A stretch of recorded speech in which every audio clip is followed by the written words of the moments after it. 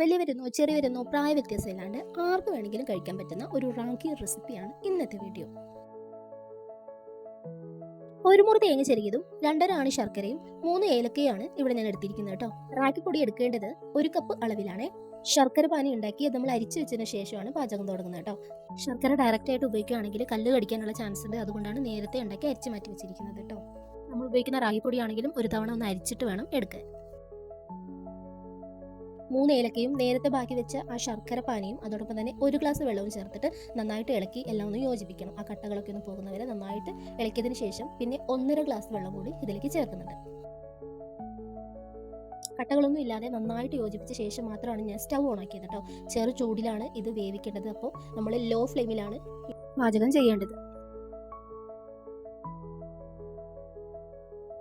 ഈ ലായനിയുടെ പ്രത്യേകത തന്നെ ഒരു ചെറു ചൂട് തട്ടിയാൽ പെട്ടെന്ന് കട്ടയായിരിക്കും, പിന്നെ വേവത്തില്ല. അതുകൊണ്ടാണ് കേട്ടോ.